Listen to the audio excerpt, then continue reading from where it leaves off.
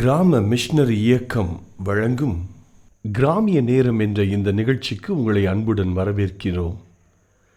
கிராம மிஷனரி இயக்கம் கடந்த 27 ஆண்டுகளாக சிறுவர் மற்றும் வாலிபர் மத்தியில் ஊழியம் செய்து வருகிறது. 800க்கும் மேற்பட்ட மிஷனரிகளோடு தமிழ்நாட்டில் உள்ள 38 மாவட்டங்கள் உட்பட ஆந்திரா, ஒடிசா, கர்நாடகா, சத்தீஸ்கர், ஜார்க்கண்ட் மற்றும் மத்திய பிரதேசம் ஆகிய மாநிலங்களிலும் நற்செய்தி பணியை செய்து வருகிறது. எமது இலக்கு 1,00,000 கிராமங்கள், 7,000 மிஷனரிகள், ஒவ்வொரு மாநிலத்திலும் 500 மிஷனரிகள்.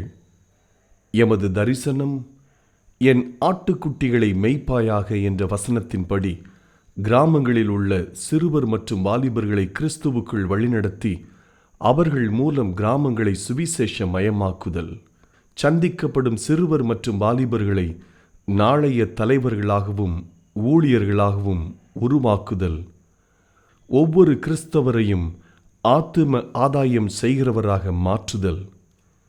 இப்பொழுதும் எமது நிகழ்ச்சிகளை ஜெபத்துடன் பார்த்து பயனடையுங்கள். செயல்படும் கிறிஸ்தவர்களாக தேவனுக்கு உங்களை அர்ப்பணிப்பது உறுதி. ஹலோ நேர்களே, உங்ககிட்ட ஒரு நிமிஷம் பேசலாமா? ஒரு வீட்டோட எஜமான் தன் வீட்டுல இருக்க பழைய பொருட்கள் எல்லாத்தையும் ஏல விட்டாங்க. நிறைய பொருட்கள் எல்லாம் நிறைய பேர் போட்டி போட்டு வாங்கினாங்க. ஆனா ஒரு வயலின மட்டும் யாருமே வாங்கல. ஏன்னா அது துருப்பிடிச்ச கண்டிஷன்லயும் யாராலையும் யூஸ் பண்ண முடியாத நிலைமையிலயும் இருந்துச்சு. இதை பார்த்த ஒரு பெரியவர் அந்த வயலின ஏலத்துல வாங்கினாரு. அந்த துருவெல்லாம் கிளீன் பண்ணி அந்த பார்ட்ஸ் எல்லாம் சரி பண்ணி அந்த வயலின வாசிக்க ஆரம்பிச்சாரு. என்ன ஆச்சரியம், அதுல இருந்து ஒரு இனிமையான சத்தம் வந்துச்சு. அதை கேட்டு சுத்தி இருந்தவங்க எல்லாரும் அவங்க கவலைகள் எல்லாம் விட்டு அந்த சத்தத்துல மெய் மறந்து போயிட்டாங்க. யாருக்கும் பயன்படாத அந்த வயலினை அந்த பெரியவர் வாங்கினதுனால எல்லாத்துக்கும் யூஸ்ஃபுல்லா மாத்திட்டாரு. இதை போலதான் அவங்க வாழ்க்கையும். நீங்க யாருக்கும் யூஸ் இல்லை, நான் யூஸ்லெஸ் அப்படின்னு நினைச்சிட்டு இருக்கீங்களா? ஏசப்பா கையில உங்க வாழ்க்கைய கொடுத்து பாருங்க. ஏசப்பா உங்க வாழ்க்கைய சீர்படுத்தி சிறப்படுத்தி எல்லாத்துக்கும் யூஸ்ஃபுல்லா ஆசீர்வாதமா மாற்றுவாரு. ஹலோ நேயர்களே, உங்ககிட்ட ஒரு நிமிஷம் பேசலாமா? ஒரு மதியான வேலையில ஒரு வயசானவர் மதியான சாப்பாடுக்காக ஹோட்டல் போயிருந்தாங்க. அந்த சப்ளையர் கிட்ட சாப்பாடு எவ்வளவுப்பான்னு கேட்டாங்க. அந்த சப்ளையர் சொன்னாங்க 50 ரூபான்ட்டு. உடனே அந்த வயசானவர் அவருடைய பாக்கெட்ல உள்ள காசை எண்ணி பார்த்தாங்க. அந்த சப்ளையர் கிட்ட 50 ரூபாய்க்கு கீழே ஏதாவது சாப்பாடு இருக்காப்பான்னு கேட்டாங்க. அந்த சப்ளையர் சொன்னாங்க 45 ரூபாய்க்கு இருக்கு சார், ஆனா அதுல தயிர் இருக்கான்னு சொன்னாங்க. உடனே இந்த வயசானவரும் ஓகே பரவாயில்லன்னாங்க. சாப்பிட்டு முடிச்ச பிறகு இந்த சப்ளையர் கிட்ட 50 ரூபாய் கொடுத்தாங்க. சப்ளையர் சொன்னாங்க அதான் 50 ரூபாய் வச்சிருக்கீங்க சார், பரவ தயிரோட நீங்க சாப்பிட்டுருக்கலாம்ல அப்படின்னு சொன்னாங்க. அதுக்கு அவர் சொன்னாரு, என்ன கவனிச்சு உனக்கு காசு கொடுக்கணும்ல அப்படின்னு சொன்னாங்க. உலகம் சொல்லுது தனக்கு மிஞ்சுதான் தானம், ஆனா வேதம் தன்னுடைய குறைவின் மத்தியிலும் கொடுத்தவங்கள கோடிட்டு காமிக்குது. ஆனா நம்ம எப்படி நம்மளுக்கு மீதியா இருக்கிறத மத்தவங்களுக்கு கொடுக்குறோமா? நம்ம தேவையின் மத்தியிலும் மித்தவங்களுக்கு உதவுறோமா? ஜாதிகளே எல்லோரும் கர்த்தரை துதிங்கள், ஜனங்களே எல்லோரும் அவரை போற்றுங்கள். அவர் நம்மேல் வைத்த கிருபை என்றென்றுக்கும் பெரியது. அல்லேலூயா. இயேசுவின் செல்லங்கள்.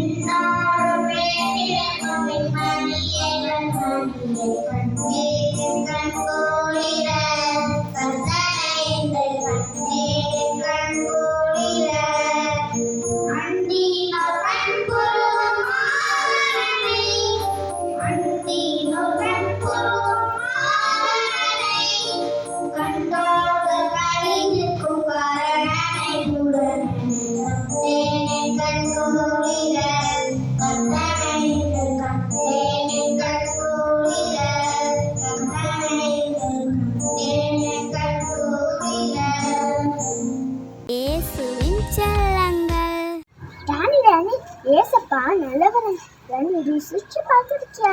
ஆமாம் ஃப்ரெண்ட்ஸி, எனக்கு 2.25 வயசுல நான் நடக்கவே மாட்டேன். ஏன்னா எனக்கு போன் டிவி இன்ஃபெக்ஷன் ஆயிடுச்சு. இங்கேருந்து இங்கே வரைக்கும் 92% அரிச்சிருச்சு. அதனால டாக்டர்ஸே பயந்தாங்க. ஆனால் ஏசப்பா எனக்கு புது ஜீவனை கொடுத்து வச்சிருக்காங்க. அதனால ஏசப்பா நல்லவர் என்பதை நான் ருசிச்சிருக்கேன். அப்படியா ராணி? பைபிள்ல கூட ஒரு வசனம் இருக்கு. ஆமா பிரின்சி, கர்த்தர் நல்லவர் என்பதனை ருசித்து பாருங்கன்ட்டு இருக்கு. நம்ம ஒரு பாட்டுக்கு பாடலாமா? லட்டியமா இனிக்குது, சக்கரை போட்டா இனிக்குது, சக்கரையமா இனிக்குது, கரும்பு சாறு இனிக்குது, கரும்பியமா இனிக்குது, ஏசு தந்ததால் இனிக்குது. ஏசு கூட இனிப்பாரா? அம்மா கண்ணு இனிப்பாரு.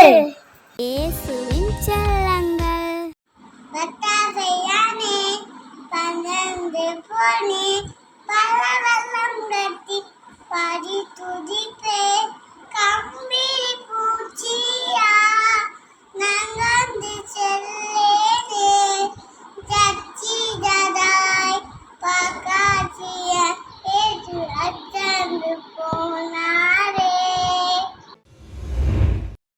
வசனத்தை அறிவது நல்லது, ஆனால் அதை அபியாசிக்கணும், செயல்படுத்தணும். நல்ல கவனிங்க. இப்போ நான் டாக்டருக்கு படிச்சிட்டேன், டாக்டருக்கு 5 வருஷம் படிச்சிட்டேன். இந்த செய்தி கேட்குற உங்களுக்கு ஒரு 150 டிகிரி காய்ச்சி அடிக்கும் என்று அப்படியே கிடுக்கிட்டு நடுங்கிட்டு, ஐயா கணேசன் டாக்டர் ஐயா எனக்கு கொஞ்சம் ஊசி போடுங்க, என்னால் தாங்க முடியலன்னு வர்றீங்க. நான் என்ன தெரியுமா சொல்கிறேன்? ஐயோ 5 வருஷம் டாக்டருக்கு படித்ததுன்னா உண்மைதான். இயேசு கிறிஸ்துவின் இனிய நாமத்தினாலே கிராம மிஷனரி இயக்க குடும்பத்தின் சார்பாக இந்த கிராமிய நேரம் என்ற நிகழ்ச்சிக்கு உங்களை அன்போடு கூட வரவேற்கிறோம். எனக்காக நீங்கள் செய்து வருகிற ஊழியத்திற்காக நீங்கள் ஜெபித்து கொள்ளும்படி அன்பை வேண்டுகிறேன். அல்லேலூயா. இன்றைக்கு உங்களுடைய ஜெபம் அதிகமாக ஆண்டுடைய ஊழியத்திற்கு தேவை, மிஷனரி பணிகளுக்கு தேவை. இன்னும் புதிய மிஷனரிகள் எழும்ப வேண்டும். புதிய மிஷனரிகள் எழும்ப வேண்டுமானால் ஜெபிக்க வேண்டும். ஆண்டோடைய வார்த்தை பாருங்களேன், அறுவடை மிகுதி வேலையாட்களுக்கு குறைவு. வேலையாட்கள் எழுமணும்னு சொன்னால் நீ ஆண்டோடத்தில் வேண்டிக் கொள்ளணும், ஜெபிக்கணும்னு சொல்லி போட்டிருக்குது. இன்றைக்கி பாருங்களேன், ஊழியக்காரர்களே ஊழியம் செய்ய யாருமே வரமாட்டாங்க. நீங்களும் நானும் ஜெபிக்கும் போது தான் அநேக ஊழியக்காரர்களை ஆண்டவர் எழுப்புவார். ஊழியக்காரர்கள் எழும்பலைன்னா எழுப்புதலே கிடையாது. ஊழியக்காரங்கள் இன்றைக்கி நிறைய பேர் இருக்கிறாங்க. அது எப்படிப்பட்ட ஊழியர்கள் எழும்பணும்? கிராம ஊழியம் செய்கிற ஊழியர்கள் எழும்பணும். பட்டணங்கள்லேயே 190% ஊழியக்காரங்க பட்டணங்கள் இருக்காங்க. நான் பட்டணங்களில் ஊழியம் செய்கிறத தப்புன்னா சொல்லலைங்க, ஆனால் அங்கேயும் ஊழியம் செய்யட்டும். ஆனால் கிராமப்புறங்கள்லேயும் ஊழியம் செய்யணும். இன்றைக்கி பட்டணங்களில் இருக்கிற சபைகள் ஒரு சர்ச்சு ஒரு 10 கிராமம், ஒரு 5 கிராமம், இல்லை ஒன்றும் இல்லைங்க, ஒரு 2 கிராமம், ஒரு கிராமத்தை அடாப்ட் பண்ணணும், தத்தெடுக்கணுங்க.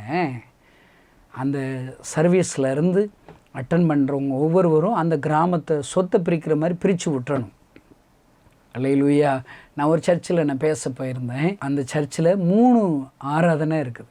அந்த 3 ஆராதனையிலையும் ஏசப்பாவுடைய வார்த்தையை சொல்லி ஏசப்பாவுடைய ஊழியத்துக்காக நீங்கள் உங்களை ஒப்பு கொடுங்க. அப்படி ஒப்பு கொடுக்குறவங்க எல்லாரும் மதியானம் ஒரு 3 மணிக்கு ஒரு எப்படி ஊழியம் செய்கிறது எப்படின்னு சொல்லி ஒரு ட்ரைனிங் இருக்குது, வாங்கன்னு சொல்லிட்டேன். அந்த போதகரையாட்ட சொல்லவே இல்லை. அங்கே இருக்கிறவங்க ஒரு சிலர் என்னை பார்த்து சொன்னாங்க, அதெல்லாம் வரமாட்டாங்க பிரதர், யாருமே வரமாட்டாங்க, ஞாயிற்றுக்கிழமை அவங்க வர்றதே பெருசு, நீங்கள் ஊழியத்துக்கு வர சொல்கிறீங்கன்னு சொன்னாங்க. ஆனால் ஜெபத்தோடு கூட அவர்களுக்கு ஆண்டோடைய அன்பை சொல்லிக் கொடுத்தேன். ஆனால் மதியானம் 3 மணிக்கு கிட்டத்தட்ட 200 பேர்கள் ஊழியத்திற்கென்று அர்ப்பணித்து வந்தார்கள். அல்லேலூயா. அவர்கள் ஊழியம் செய்வது எப்படி என்று சொல்லி கொடுத்து அந்த திருச்சபையில் இருக்கிற 200 பேர்களையும் டீமாக பிரித்து அந்த டீமுக்கு ஒரு கோஆர்டினேட்டர் போட்டு ஒரு டீமுக்கு ஒரு 12 பேர் போதுமே, இயேசு கிறிஸ்துடைய சீசர்கள் போல். அவங்க எல்லோரும் ஒவ்வொருத்தரும் ஆளுக்கு கொஞ்சம் ரூபா போடுங்க, எல்லோரும் ஒரு வேன் ஒழுங்கு செய்யுங்க, ஒரு 5 கிராமம் 10 கிராமம் மாதத்தில் ஒரு நாளோ இல்லை வாரத்தில் ஒரு நாள் ஊழியங்கன்னு சொன்னேன். நூற்றுக்கணக்கான கிராமங்களில் சுவிசேஷம் அறிவிக்கப்பட்டதுங்க. அல்லேலூயா. நாம் எல்லோரும் எழுமணுங்க, ஒவ்வொரு சர்ச்சையும் எழுமணும், ஒவ்வொரு கிறிஸ்தவ குடும்பங்களும் எழுமணும். நான் இன்றைக்கி என்ன தெரியுமா ஜெபம் பண்ணுறேன், ஏசப்பா இந்தியாவில் 7000 மிஸ்டரிகளை எனக்கு தாங்க. ஆமென். 7000 மிஸ்டரிகள் வந்துடுவாங்களா? இப்படி சொல்லும்போது என்னுடைய நண்பர் ஒருத்தர் சொன்னார், கணேசன் உங்கள்கிட்ட இருக்கிற 783 முழுநேர மிஸ்டரிகள் இப்போ இருக்காங்களே, அவங்களுக்கே உங்களால் உதவித்தொகை கொடுக்க முடியல, சம்பளம் சரியாக கொடுக்க முடியல, சாப்பாட்டு கஷ்டப்படுறீங்க, நீ எப்படி 7000 பேர்களுக்கு ஏன் ஜெபம் பண்ணுற? நான் சொன்னேன், நம்ம ஜெபிப்போங்களேங்க, ஏசப்பா சொல்லியிருக்கார்லங்க, என் நாமத்தினாலே நீங்கள் எதை கேட்டாலும் அதை நான் செய்வேன்னு சொல்லியிருக்கார். நம்ம கேட்போங்க, வாயாங்க வலிக்க போகுது, கேட்போம். 7000 மிஸ்டரிகளை தாங்க, 1,00,000 கிராமங்களை தாங்க. அல்லேலூயா. பாருங்கள், மிஸ்டரிகளை மாதந்தோறும் தாங்குகிற குடும்பங்கள் 7000 பேர் இல்லையாங்க. கிறிஸ்தவ குடும்பங்கள் 7000 பேர் இல்லையா? இந்தியாவில் இல்லையா? தருவாருங்க, ஆண்டவர் தருவாருங்க, ஸ்பான்சர் அவர் எழுப்புவாருங்க. அல்லேலூயா. இன்னும் பாருங்கள், ஒரு கிராமத்தை தத்தெடுக்கிற கிறிஸ்தவ குடும்பங்கள் வேணும். நான் சொல்கிறேன் 1,00,000 கிராமம்னு சொல்கிறேன். ஒரு கிராமத்துக்கு ஒரு 2000 ரூபா கொடுக்குற 1,00,000 கிராமம் இந்தியாவில் இல்லையாங்க? தருவாருங்க, அவர் வழக்காடுவார், அவர் யுத்தம் பண்ணுவார், அவர் ஸ்பான்சர்களை எழுப்புவார். ஐயா, அந்த செய்தியை கேட்குற சகோதரனே சகோதரி, நீங்களும் ஜெபியுங்களேன், ஜெபியுங்களேன். பாருங்கள், நான் என்னுடைய மிஸ்டரி பணித்தலங்களில் தமிழ்நாட்டில் 27 டிஸ்ட்ரிக்டில் இருக்கிறோம். அங்கே இருக்கிற மிஸ்டரிகள்கிட்ட ஒரு நாளைக்கு ஒரு வீட்டில் ஜெபக்கூட்ட வைங்கன்னு சொல்லி கொடுக்குறேன். 30 நாட்களிலும் 30 வீட்டு ஜெபக்கூட்டங்களை நீங்கள் தொடங்குங்கள். அங்கு ஒரு 7 மணிலேருந்து 8 மணி வரையிலும் அழகாக அவங்க அந்த ஹவுஸ் ஓனர் நினச்சி பக்கத்தில் இருக்கிற தெரிஞ்ச ஒரு 4 பேர் 5 பேர் 10 பேரை கூட்டி வச்சு 1 மணி நேரம் நீங்கள் கூடி வரணும். ஒரு 2 மணி பாட்டை படிக்க வேண்டிதான், ஒரு 5 ஜெபக்குறிப்பு ஜெபம் பண்ண வேண்டியதான், கர்த்தருடைய வார்த்தைகளை சின்னதாக தியானித்து ஒரு ஜெபிச்சிங்கன்னா எவ்வளோ ஒரு மகிமையாக இருக்குங்க. நாங்கள் என்ன செய்கிறோம், ஒவ்வொரு பணித்தல பட்டணங்களையும் கிராமங்களையும் 30 நாட்களிலும் ஜெபிக்கிற 30 வீட்டு ஜெபக்கூட்டங்களை தொடங்குகிறோம். அல்லேலூயா. மாதத்தில் ஒரு நாள் அவங்க வீட்டை ஏசப்பா ஜெபக்கூட்டத்துக்குன்னு திறந்து கொடுத்தா போதுங்க. ஆமென். அதோடு கூட ஒவ்வொரு பணித்தலும் 24 மணி நேர சங்கிலி தொடர் ஜெபம் மாதத்தில் ஒரு நாளுங்க.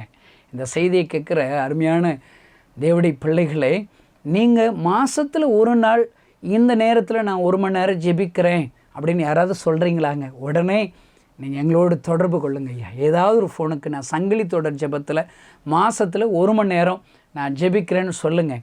இப்படி 24 பேர் சேர்த்து எப்படியாவது 100 சங்கிலி தொடர் ஜெபங்களை தொடங்க வேண்டும். அல்லேலூயா. ஒரு சங்கிலி தொடர் ஜெபத்துக்கு 24 பேர் வேணுங்க. அப்போ 100 சங்கிலி தொடர் ஜெபங்களை முதல் கட்டமாக தொடங்க வேண்டும் என்று விரும்புகிறோம். அவர்களுக்கென்று ஒரு மேகசின் போடுகிறோம். அல்லேலூயா. நீங்கள் விரும்புனீங்கன்னா தொடர்பு கொள்ளுங்கள். உங்களுக்கு அந்த காரியங்களை என்ன ஜெபிக்கணும் ஜெபக்குறிப்புகளை நீங்கள் அனுப்பி வைப்போம். நம்ம எல்லாரும் இணைஞ்சாதாங்க தேசத்தை சந்திக்க முடியுங்க. அல்லேலூயா. ஜெபிங்களையா, கர்த்தர் உங்களை ஆசீர்வதிப்பார். இன்றைக்கு உங்களோடு கூட பேசும்படி ஆண்டவருடைய சமூகத்தில் நான் ஜெபித்த போது ஆண்டவர் உங்களோடு கூட பேசும்படி ஒரு வசனத்தை எனக்கு காண்பித்து கொடுத்தார்.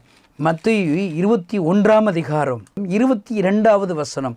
மேலும் நீங்கள் விசுவாசம் உள்ளவர்களாய் ஜெபத்தில் எவைகளை கேட்பீர்களோ அவைகளை எல்லாம் பெறுவீர்கள் என்றார். அல்லேலூயா. இது எல்லாருக்கும் மனப்பாடமாக தெரியுங்க. என் நாமத்தினாலே நீங்கள் எதை கேட்டாலும் நான் அதை செய்வேன். எல்லாருக்கும் தெரியாமையாக இருக்குங்க. நான் அடிக்கடிங்க என் பிரசங்கத்தில் ஒரு காரியத்தை சொல்லுவேன். கிறிஸ்தவங்களுக்குங்க அறிவு ரொம்ப இருக்குதுங்க, ஆனால் புத்தி கிடையாதுங்க. திட்டேன்னு நினைக்காதீங்க. அறிவுனா என்ன? பைபிள் வார்த்தைகள் வாக்கு தத்தங்கள் மனப்பாடமாக பிச்சிருவாங்க. ஒரு 1000 வாக்குத்தத்த வசனங்களை தெரியுங்க. உனக்கு தெரிஞ்ச வாக்குத்தத்த வசனங்கள்லாம் சொல்லுங்கன்னு சொன்னால், நான் உன்னை விட்டு விழுவதும் இல்லை, உன்னை கைவிடுவதும் இல்லை, வசன நம்பரோ சொல்லுவாங்க. பயப்படாதே, நான் உன்னோடு கூட இருக்கிறேன், முதலாவது தேவனுடைய ராஜ்யத்தை அவருடைய நீதி இருந்தேன், அப்பொழுது இவைகளெல்லாம் கூட கொடுக்கப்படும் சொல்லிகிட்டே இருப்பாங்கங்க. ஆனால் என்னங்க பிரயோஜனம்? வசனத்தை அறிவது நல்லது, ஆனால் அதை அப்பியாசிக்கணும், செயல்படுத்தணும். நல்ல கவனிங்க. இப்போ நான் டாக்டருக்கு படிச்சிட்டேன், டாக்டருக்கு 5 வருஷம் படிச்சிட்டேங்க.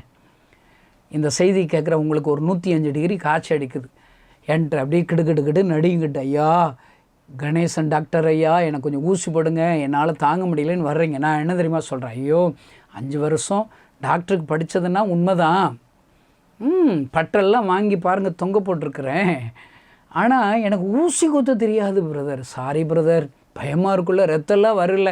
இப்படி நான் சொன்னேன்னா நீங்கள் என்னங்க சொல்லுவீங்க?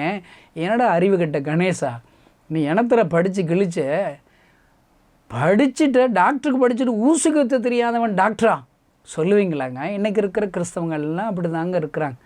ஒரே புஸ்தகத்தை படிச்சுக்கிட்டே இருக்கிறாங்க, வசனத்தை பிச்சிருவாங்க. நான் ஏதாவது பிரசங்கத்தில் எதையாவது ஒரு தப்பு விட்டேன்னா சண்டைக்கு வந்துடுறாங்க. எத்தனை சண்டைங்க, அதெல்லாம் சொல்கிறாங்க. ஆனால் வாழ்ந்து காமிக்கணுங்க, அப்பியாசிக்கணுங்க. இப்போ முதலாவது தேவனுடைய ராஜ்யத்தினுடைய நீதியும் தேடுங்கள், அப்பொழுது இவைகளெல்லாம் கூட கொடுக்கும்னு ஆண்டவர் சொல்கிறார்லங்க. நீங்கள் தேடுறீங்களா? உடனே ஆமாம் தேடுறோன்னு. நான் அடிக்கடி சிறுவர் ஊழியம் செஞ்சதுனால அவங்களுக்கு ஒரு எக்ஸசைஸ் சொல்லி கொடுப்பேங்க. நீங்கள் ஆண்டவரை தேடுறீங்களா இல்லையாங்கிறத நான் சொல்லிக் கொடுப்பேங்க, ப்ராக்டிக்கலாக சொல்லிக் கொடுப்பேன். தராசு தட்டு கிராமத்தில் இருக்கிற, இப்போ எலக்ட்ரிக்கல் தராசு நிறைய இருக்குது. இப்போ அந்த காலத்தில் இப்படி பிடிக்கிற தராசு பார்த்துருக்கீங்களா? 2 தராசு தட்டு இருக்குல்ல, இப்படி கை வச்சுக்கோங்க, இதுதான் தராசு தட்டு. இடது கை பக்கம் உங்கள் கவலையெல்லாம் வைங்க. உங்களை கவலை இருக்குதா? இருக்குது, டன் கணக்கில் இருக்குது. ஐயோ கடன் பிரச்சனை எப்போ தீரும், என் குடும்பத்தில் இருக்கிற ரட்சிக்கப்படாத என் கணவர் எப்போ ரட்சிக்கப்படுவாங்க, எங்கள் பிள்ளை எப்பொழுது ரட்சிக்கப்படுவாங்க, எப்போ குழந்தை பாக்கியம் கிடைக்கும், எப்போ சொந்த வீட்டு கட்டுவேன், எத்தனை கவலைங்க இருக்குது. இடது கை பக்கம் இதான் தராசு தட்டு பக்கம் வச்சுருங்க. வெயிட் பாருங்கள், இழுக்குதுல்ல, சே என்ன பெரிய கவலை இருக்குல்லங்க. இங்கிட்டு ஆண்டு மேலே உங்களுக்கு இருக்கிற கவலை, ஆவிக்குரிய கவலை. ஆவிக்குரிய கவலை இல்லைன்னா ஒரு கிறிஸ்தவன் ஒரு நாளைக்கு 1 மணி நேரம் ஜெபிக்கணுங்க. ஒரு நாளைக்கு ஒரு 10 அதிகாரமாவது பைபிள் வாசிக்கணும், நல்ல பைபிள் வாசிக்கணும். ஒரு நாளைக்கு ஒருவருக்காவது இயேசுவோட அன்பை சொல்லி கொடுக்கணும். ஒருவேளை உங்களுக்கு ஆண்டு கொடுக்குற தசம பாகத்தை, உங்களுக்கு கொடுக்குற வருமானத்தில் தசம பாகமாக மிஷனரி பணிக்கு கொடுக்கணும், சபைக்கு கொடுக்கணும். இதெல்லாம் கவலை தாங்க. இப்போ ஆண்டு மேலே வச்சுருக்கிற உங்கள் கவலையை இந்த தட்டில் வைங்க, உங்கள் கவலையே இந்த தட்டில் வைங்க. இப்போ நிறுத்து பாருங்கள், எந்த தட்டு இழுக்குதுன்னு பாருங்கள். முதலாவது தேவனுடைய ராஜ்யத்தின் நீதியும் தேடுற கவலை இருந்துச்சுன்னா இந்த தட்டி இழுக்குங்க, வலது கை தட்டி இழுக்குங்க. நீங்கள் எல்லாம் உண்மையை சொல்லுங்கள், மனச்சாட்சிப்படி சொல்லுங்களேங்க. உங்கள் கவலையெல்லாம் எதுங்க இருக்குது? உங்கள் கவலை தாங்க ரொம்ப இருக்குது. அப்படின்னா என்ன அர்த்தம்? முதலாவது தேவனுடைய ராஜ்யத்தின் நீதியும் தேடலேன்னு அர்த்தம். அப்போ எப்படிங்க கூட கொடுப்பாரு? இருக்கிறத எடுத்துக்கிடுவாருங்க. ஒரு தாளந்து உள்ளவன் சரியாக அதை யூஸ் பண்ணலாட்டி அந்த தாளந்தை பிடுங்கி யார் நல்லா யூஸ் பண்ணுறாலோ அவங்களுக்கு கொடுத்துட்றாருங்க. அருமையான இந்த செய்தி கேட்கிற சகோதரனே சகோதரி, ஆண்டவருடைய வாக்கு தத்தங்கள் மாறாதது, அதில் ஜீவன் இருக்கிறது, உயிர் இருக்கிறது. அந்த வார்த்தைகள் ஒளிந்து போகாத ஐயா. வானமும் பூமியும் ஒளிந்து போகும், அப்படி வார்த்தை ஒளிந்து போகாது. நீதிமொழிகள் 4, 20, 21, 22 வாசித்து பாருங்க. என் மகனை, என் வார்த்தைகளை கவனி, செவிசாய், உன் கண்களை வெட்டி நீங்காதிருப்பதாக இருதயத்துக்குள்ளே காத்துக்கள், அவைகள் உனக்கு ஜீவனும் உடலுக்கெல்லாம் ஆரோக்கியம் என்று எழுதியிருக்கிறது. அல்லேலூயா. வசனத்தில் உயிர் இருக்குதுங்க, வல்லமை இருக்குது, உடலுக்கு ஆரோக்கியம். இந்த செய்தியை கேட்குற நீங்கள் ஒரு நாளைக்கு ஏதாவது மாத்திரை சாப்பிட்றீங்களா? எத்தனை மாத்திரை சாப்பிட்றீங்க? காலைல 5 பிரதர், மதியானம் 2 பிரதர், நைட்டு ஒரு 5 மாத்திரை, 12 மாத்திரை சாப்பிட்றீங்களா? நான் உங்களுக்கு ஒரு ஆலோசனை, மாத்திரையும் சாப்பிடுங்க, டெய்லி 12 அதிகாரம் பைபிள் வாசிங்கங்க. நான் சொல்கிறேங்க, இது ஒரு சில மாதங்கள் செஞ்சு பாருங்கள். நீங்கள் 12 அதிகாரம் வாசிக்கும்போது அதில் என்ன எழுதியிருக்குது, என்ன அற்புதம் நடந்துச்சா அது மேலே கை வச்சு, இப்போ பர்த்திமை குருடன் சுகமானதை நீங்கள் அன்னைக்கு 12 அதிகாரத்தில் வாசிக்கிறீங்களா? நீங்கள் சொல்லுங்கள், ஏசப்பா என் குருடான கண்ணை, பர்த்திமை கண்ணை திறந்தது போல் என் வாழ்க்கையில் இந்த அற்புதத்தை செய்யுங்கன்னு சொல்லுங்கங்க. அன்பாக கேளுங்கங்க, வழக்காடுங்கங்க, போராடுங்கங்க. ஆண்டவர் செய்வாருங்க. நீங்கள் வசனத்தை வாசிக்க வாசிக்க உங்கள் விசுவாசம் அப்படியே பெருகிட்டே இருக்குதுங்க. பாருங்கள், இன்றைக்கி ஆண்டவர் உங்கள்கிட்ட பேச சொல்கிற வசனத்தை பாருங்கள். நீங்கள் விசுவாசம் உள்ளவர்களாய் ஜெபத்திலே எவைகளை கேட்பீர்களோ அவைகளெல்லாம் பெறுவீர்கள். அல்லேலூயா. ஒருத்தன் ஜோமன்னானா, பொறுமையை தாரு ஆண்டவரே, அது இப்பொழுதே தாருங்க ஆண்டவரேன்னு சொன்னாரன். இது எப்படிங்க? இதெல்லாம் ஜெபமாங்க. பொறுமையாக காத்திருக்கணுங்க. ஜெபம் பண்ணுறீங்களா, அந்த பதில் தருவார். எல்லா கிறிஸ்தவங்க ஜெபம்னா ஆத்திரம் தோத்திரம் ஆமைன் இப்படி தாங்க இருக்குது. விசுவாசம் இன்றைக்கி ஜெபம்லாம் எல்லார்ட்டும் இருக்குதுங்க. ஆனால் ஜெபத்தில் விசுவாசம் இருக்குதா? இல்லை, இல்லவே இல்லை, இல்லவே இல்லை. பாருங்கள், இங்கே அதுக்கு முன்னாடி ஒரு ப்ராக்டிக்கலாக அவங்க கண் பார்வையில் ஒரு காரியத்தை செஞ்சு காமிக்கிறார். ஆண்டவர் ஞாயிற்றுக்கிழமை சர்ச்சுக்கு போகிறாருங்க. அடுத்த நாள் காலையில் அப்படியே வர்றார். 13ஆம் வசனத்தில் 14ஆம் வசனத்தில் அதெல்லாம் ஞாயிற்றுக்கிழமையில் அங்கே புறா விற்கிறவளும் கொள்ளுகிறவளும் அப்படி இருக்கா, சந்தை கடையாக இருக்குது, கள்ளர் குகையாக இருக்குது. இன்றைக்கி இருக்கிற நிறைய சர்ச்சு கள்ளர் குகை தாங்க, கள்ளர் குகை தாங்க.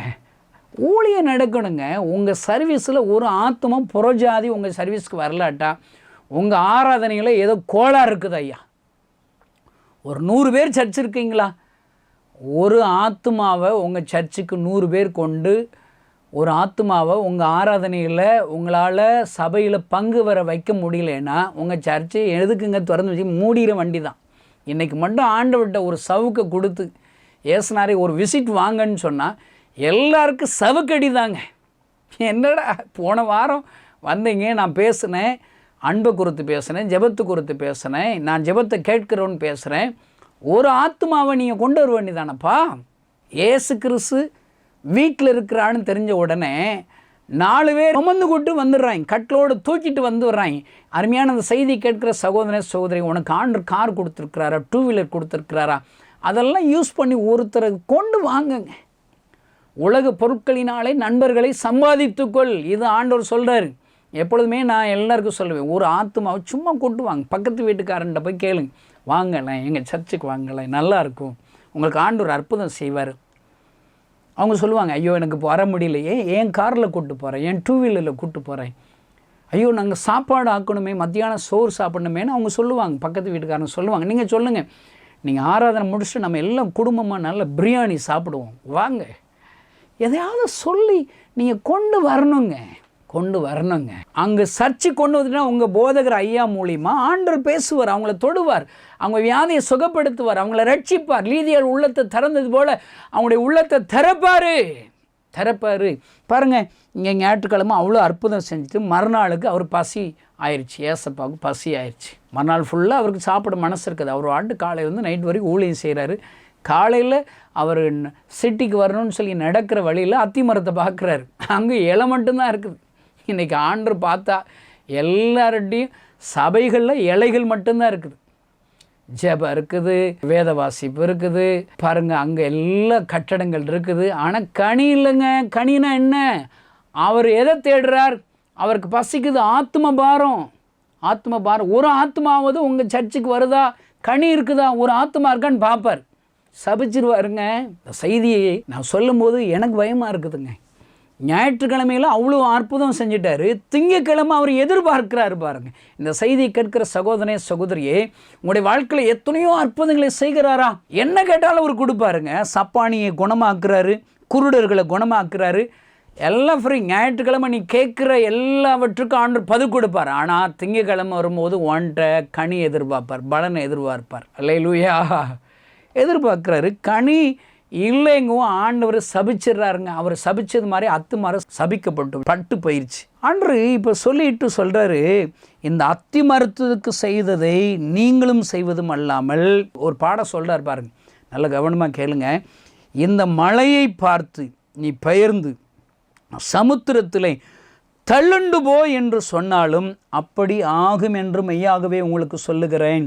அருமையான தேவனுடைய பிள்ளைகளே, ஜெபத்தில் எவைகளை கேட்பீர்களோ விசுவாசமாக கேட்பீர்களோ அதை நீங்கள் பெறுவீங்கன்னு சொல்கிறாரு. அதுக்கு இன்னும் டெஃபினேஷன் பாருங்கள். மழையை பார்த்து, பெரிய மழை இருக்குதா? இந்த செய்தி கேட்கிற சகோதரி, உங்களுடைய வாழ்க்கையில் எது மழையாக இருக்கிறது? கடன் என்கிற மழையா? ஏதோ ஒரு குறைவோடு இந்த வார்த்தைகளை கேட்கிறீர்களா? உங்களுடைய அலுவலக பணிகளில் பெரிய மலையை போன்ற ஒரு பிரச்சனையோடு இருக்கிறது என்று சொல்லுகிறீர்களா? உங்களுக்கு எதுங்க மலை? உங்களுடைய மவுண்டைன்ஸ் என்னது? நீங்கள் பயப்படாதீங்க, உங்களோட ஆண்டவர் இருக்கிறார். அல்லேலூயா. ஒன்றும் இல்லை, நீங்கள் போய் முழங்கால் போட்டு மழையை பார்த்து பெயர்ந்து போ, என் பிரச்சனையை என்னை விட்டு விலகி போ என்று இயேசுவின் நாமத்தால் கட்டளை கொடுக்கிறேன். வியாதியே இயேசுவின் நாமத்தாலே இப்பொழுது வெளியேறு என்று கட்டளை கொடுக்கிறேன். சொல்லி பாருங்கள், கட்டளையிட்டு பாருங்கள். அங்கு அத்திமரத்தை சபிக்கிறார், அது அப்படியே பட்டு போச்சுங்க. நீங்கள் சொல்லுங்கள், பொல்லாத பிசாசின் கிரிகளை இயேசுவின் நாமத்தினால சபிக்கிறேன். சொல்லி பாருங்கள். பிள்ளை சுனி ஆவிகளை இயேசுவின் நாமத்தினால சபிக்கிறேன். குறைவுகள் எல்லாம் இயேசுவின் நாமத்தை நிறைவாக மாறுவதாக சொல்லி கொடுக்குறாருங்க. சின்ன பிள்ளைக்கு சொல்கிறது மாதிரி சொல்கிறாருங்க. மழையை பார்த்து நீ பெயர்ந்து போ, சமுத்திரத்தில் தள்ளண்டு போ என்று சொன்னாலும் மழையவே பெயர்ந்து போன்னு சொன்னாலும் அப்படியே ஆகும், அப்படியே ஆகும். இந்த செய்தியை கேட்கிற சகோதரியை நீங்கள் டேஸ்ட் பண்ணி பாருங்க ஐயா, ஜெபத்தை டேஸ்ட் பண்ணி பாருங்க ஐயா. என்னுடைய ஜெப வாழ்க்கையில் ஒரு கிராமத்தில் நடக்கும்போது தாங்க என்னுடைய வாழ்க்கையில் நிறைய மாற்றங்க. ஏசப்பா அற்புதத்தை செய்கிறது பார்த்தா தான் என் வாழ்க்கையில் நிறைய மாற்றம். விசுவாசத்தில் நான் வளர்ந்ததே நான் ஊழியம் பார்க்குறதுல தாங்க. நான் முதல்ல ஊழியத்துக்கு போகும்போது என்கிட்ட பைபிளே கிடையாதுங்க. புதிய ஏற்பாடு பழைய ஏற்பாடு பிரிவே கிடையாதுங்க. எனக்கு ஏசப்பா என் ஹார்ட்டில் இருக்கிற ஓட்டையை செத்து போயிருவேன்னு சொல்லி டாக்டர் கைவிட்ட என்ன சுகமாக்குனாருங்க. என் கண்ணீரே ஏசப்பா துடைச்சாருங்க. இன்னும் அடுத்து ரெண்டாவது ஒரு விஷயம் தெரியுமா? என் கண்ணீரை துடைச்சி ஏசப்பா சுகமாக்கிட்டார். டாக்டர் ஆச்சரியப்பட்டாங்க. ஆனால் அவரை சந்தேகப்பட்டு நான் மறுதளிச்சிட்டேன். ஏசு தான் சுகமாக்க என்ன நினச்சின்னு மறுதளிச்சிட்டேன். ஆனாலும் அவர் என்னை விடலைங்க. அவர் என்னை தேடி வந்தார். எனக்கு கண்கள் முன்பாக உலகத்தில் உள்ள எல்லா ஜனங்களுக்காக அழுது கொண்டே இருக்கிறவராக காட்சி கொடுத்தார், தரிசனமானார். என் மனசில் ஒரு சத்தியம், என் கண்ணீரை துடைச்சவர் கண்ணீர் வடிக்கிறார், என் தேவைகளை சந்தித்தவர் தேவையோடு இருக்கிறார். இந்த செய்தியை கேட்கிற சகோதரியே, உன் கண்ணீரை ஏசப்பா துடைச்சாரா? உங்கள் கண்ணீரை துடைச்ச ஏசப்பாவுக்கு இன்னும் கண்ணீர் வடிச்சுக்கிட்டு இருக்கிறார். உன் தேவைகளை சந்தித்த ஆண்டவருக்கு ஒரு தேவை இருக்குது. நீ ஜெபம் பண்ணணுன்னு தேவை இருக்குது. நீ ஒரு மிஸ்டரியை தாங்கணும்னு தேவை இருக்குது. நீ ஒரு கிராமத்தில் ஆலயம் கட்டி கொடுக்க மாட்டியான்னு சொல்லி தேவை இருக்குது. உன் மூலியமாக ஒருத்தராவது ரட்சிக்கப்படணும்னு சொல்லி ஆண்டவர் தேவையோடு உங்கூட பேசிகிட்டு இருக்கிறார். நீ என்ன செஞ்சுருக்கிறீங்க? அப்போ நான் என்ன செஞ்சேன்? என் கண்ணீரை துடைச்சி ஆண்டவர் கண்ணீர் வடிக்கிறார்ல, அவருக்கு ஏதாவது செய்வோம். பாவம் உலகத்தில் உள்ள அவர் அறியாத ஜனங்களுக்கு அழுறாரு. நாம் போய் சொன்னால் அவர் சந்தோஷப்படுவார்ல, அவருக்கு நான் கனி கொடுக்கணும் இல்லைங்க. நான் சும்மா போனேங்க. அங்கே ஒரு கிராமத்தில் ஒரு அம்மாவுக்கு ஓதி விடுன்ட்டாங்க. அவங்க சொல்கிறாங்க, எனக்கு ஓதனா தெரியாதுய்யா. ஒரு அம்மா கட்டில் படுத்த படிக்கையாக இருக்குது, சொந்தக்காரங்களாம் பார்க்க வந்திருக்கு. ஓத தெரியாதுங்கன்னா சொல்லிட்டு வெளியே வந்துட்டால் ஒரு ஆள் சட்டை பிடிச்சி அடிக்க வர்றாருங்க. என்னைய போய் அடிக்கலாமாங்க? தெரியாதுன்னு சொல்கிறேன். யார் அடிக்கணும்? இந்த செய்தியை கேட்குற நீங்கள் ஜெபம்னா ஆண்டவர் பதில் கொடுப்பாருன்னு தெரிஞ்சுமே ஜெபிக்காமல் இருக்கிறீங்களா? உங்களை தாங்க அடிக்கணும். பயந்துடாதீங்க, இதாங்க சத்தியம். என் சட்டையெல்லாம் கிழிச்சு போட்டார். கட்டில் இருக்கிறாம தெருவில் வந்து வச்சுட்டாங்க. தெருக்காரங்கள் எல்லாம் கூட்டிகிட்டாங்க, அவங்க வீட்டில் இருக்க சொந்தக்காரங்களும் கூட்டிகிட்டாங்க. ஏற்கனவே ஒரு 10 வீட்டில் ஏசப்பா பற்றி சொல்லிட்டு வந்தேன். அவங்களும் வந்துட்டாங்க. இல்லை இப்போ தாண்டா எங்கள் வீட்டுக்கு வந்த கணேசா ஒழுங்க ஓதுறான்றான். எனக்கு ஓத தெரியாதுன்னு அடிக்க வரேன். வேறு வழி இல்லாமல் ஓதுறேங்க. சும்மா ஜெபம் பண்ணுற வண்டி தானே. அதானுங்க ஏசப்பா, இந்த அம்மா பாவம் ஏதோ வியாதியில் படுத்து கிடக்காங்க, நீங்கள் என்னமா செஞ்சு நீங்கள் சரிப்படுத்திருங்கன்னு சொன்னங்க. எல்லோரும் என்னையை பார்க்குறாங்க, அந்த அம்மா பார்க்குறேன், என்னையை பார்க்குறேன், அந்த அம்மா பார்க்குறேன். எனக்கு என்ன செய்யனே தெரிலங்க. எனக்கு எல்லாம் பயத்தோடு நான் அந்த அம்மாவே பார்த்துட்டு இருந்தா, திடீர்னு அந்த அம்மா கை கால்லாம் அப்படி அசையுது. இந்த சாகும்போது கஷ்டப்படுவாங்களா, அது போலே இருக்குதுங்க. என் கை கால்லாம் நடுங்குது. ஐயோ, தெரியாதனமாக ஒரு அம்மாவுக்கு ஓத தெரியாமல் ஓதி போட்டு அந்த அம்மா செத்து போயிட்டாங்கன்னா நம்ம எல்லோரும் அடிச்சு விடுவாங்களேன்னு சொல்லி கை காலம் நடிங்கிட்டு இருக்கு. திடீர்னு அந்த அம்மா கட்டு வந்து கீழே விழுந்தாங்க, உருள்றாங்க, பரல்றாங்க, கத்துறாங்க, கதறாங்க. என்ன நடக்குன்னே தெரியலங்க. ஒரு 4 வார்த்தை தாங்க சொன்னேன், அவ்வளோ காரியங்கள் நடந்துக்கிட்டு இருக்கேன். வேடிக்கை பாரு, திடீர்னு பார்த்தா அந்த நிசப்த மாட்டேன் கிடக்காங்க பாருங்க. அவ்வளோதான்.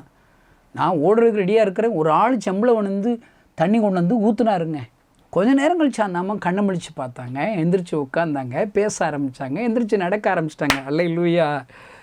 ஜெபத்தில் எவைகளை கேட்பீர்களோ அதை பெற்றுக்கொள்வோம் ஐயா, பெற்றுக்கொள்வோம். இயேசுடைய நாமத்தினாலே ஜெபிக்க தெரியாத இந்த கணேசன் ஜெபம் பண்ணா அந்த அம்மா எந்திரிச்சு நடந்துட்டாங்க பாருங்கள்.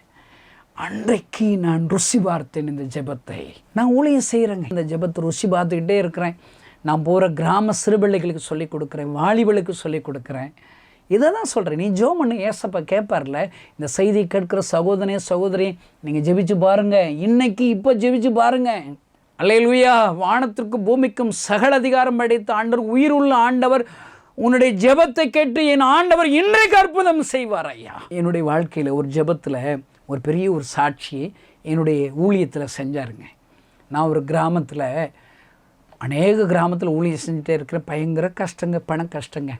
ஒருத்தர் சொன்னார், ஒரு 20 பிள்ளைகளுக்கு டியூஷன் சொல்லி கொடுத்தேன்னா மாதம் 300 ரூபா நான் தர்றேன் அப்படின்னு சொன்னார். நம்ம ஊழியமே சிறுவர் ஊழியம் தாங்க. சரி, சின்ன பிள்ளைகளுக்கு ஆண்டோட அன்பை சொல்லிக் கொடுப்போம், அவங்களுக்கு டியூஷன் சொல்லிக் கொடுப்போம், 300 ரூபா கிடைக்குதுல்ல. அப்போனா பாருங்கள், ஒரு நாளைக்கு 10 ரூபாங்க. அன்றைக்கி 1 கிலோ அரிசி வாங்கணும்னு சொன்னால் 3 ரூபா தாங்க.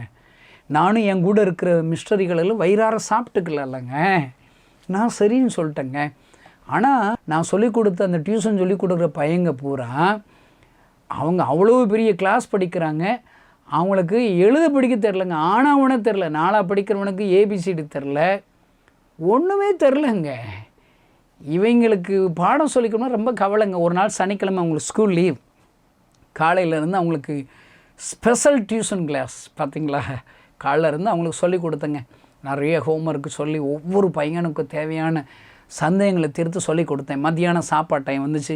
சாப்பிட்ட உடனே உண்ட மயக்கம் தொண்டனுக்குங்கிற மாதிரி எல்லாம் தூங்க ஆரம்பிச்சிட்டாங்க. இனி தூங்கிடக்கூட, கொஞ்சம் விளையாட்டுக்கு ஆய்ப்போன்னு சொல்லிவிட்டு நானே யோசித்து பார்த்தேங்க. ஒரு விளையாட்டு நானே சொல்லி கொடுத்தேன். என்ன விளையாட்டு தெரியுமா? ஜெப விளையாட்டு.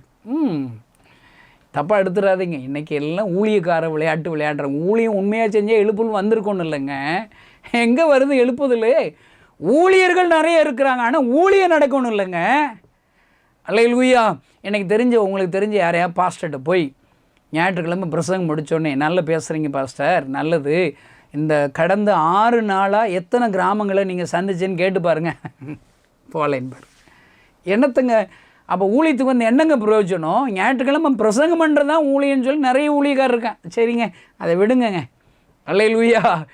அதான் நிறைய பேர் ஊழியம் செஞ்சு விளையாடுறாங்க, நிறைய பேர் சபை கட்டி விளையாடுனா. அந்த காலத்தில் சின்ன பிள்ளையா மணலில் வீடு கட்டுவேன், களிமண்ணில் கார் செய்வேன், அப்படி விளையாண்டங்க. இன்றைக்கி நான் நிறைய பேரை பார்க்குறீங்க, தப்பாக எடுத்துக்கிறாதீங்க, என் மனசில் உள்ள கவலை சொல்கிறேன். இன்றைக்கி எல்லாம் சபை கட்டி விளையாண்டுக்கிட்டு இருக்கோம், கிறிஸ்தவ விளையாட்டு விளையாண்டுக்கிட்டு இருக்கோம். அந்நிய பாஷை பேசி விளையாடுற, அந்நிய பாஷை பேசுனாங்க. அந்நிய ஜனங்களுக்கு காஸ்பல் அறிவிக்கணுங்கிற அடிப்படை சத்தியம் உங்களுக்கு தெரியலையா ஐயா? உங்கள் அந்நிய பாஷைகளை குப்பையில் போட வேண்டிதான். அந்நிய பாஷை பேசுனா ஆயிரக்கணக்கான ஜனங்களுக்கு நீ சுவிசேஷத்தை அறிவித்து அவர்கள் ஆண்டவர் அண்டையிலே வர வேண்டும் ஐயா. அந்நிய பாஷை விளையாட்டு, இப்படி நிறைய விளையாட்டு இருக்குதுங்க. நான் அன்னைக்கு ஒரு ஜெப விளையாட்டு சொல்லி கொடுத்தேங்க.